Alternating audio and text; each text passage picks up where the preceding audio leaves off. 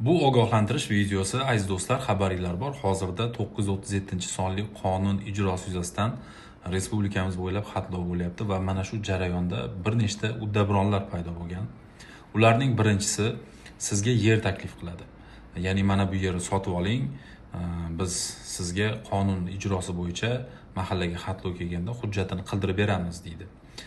Sizga tezroq pul berishingizni talab qiladi sizdan. Tezroq qurilish qiling deydi, tezroq uy qurib oling, keyin hujjat qilamiz xatlov kelganda deydi va bular o'z maqsadlariga yeta olmaydi. Ya'ni hech narsa qilib berisha olmaydi aziz do'stlar. Bunaqalarga aslo ishonmanglar, chunki qonunda aniq yozilgan 2018-yil 1-maygacha qurilgan holatlar ko'rib chiqiladi. Undan keyingilari ko'rib chiqilmaydi va har bitta holat kosmik suratlar bilan tahlil qilinadi. Kosmik suratlarni o'zgartirib bo'lmaydi. Buning imkoniyati yo'q. Shuning uchun bunaqangi uddaburon firibgarlarni ko'rgan paytingizda darhol huquqni muhofaza qilish organlariga xabar bering. Ikkinchi toifasi bu mana shu xatlov jarayonidagi ishlarni tezlashtirib berishni sizga va'da qiladigan firibgarlar. Uddaburonlar. Ya'ni bular nima deydi? Tanishim bor, gaplashdim, xabarlashdim, hokazo. Mana buncha bersang ishingni tezlashtirib beradi. Men o'zim kafolat beraman, hokazo deydiganlar topiladi. O'rtoqlar, aziz yurtdoshlar, bular ham hech narsa qilib bera olmaydi.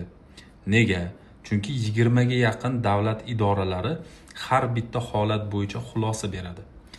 Va bu barchasi e'tirof axborotlashtirilgan tizimida amalga oshiriladi. Bu idoralar bir-birlaridan bexabar, hammasi o'zini yo'nalishi bo'yicha xulosa beradi.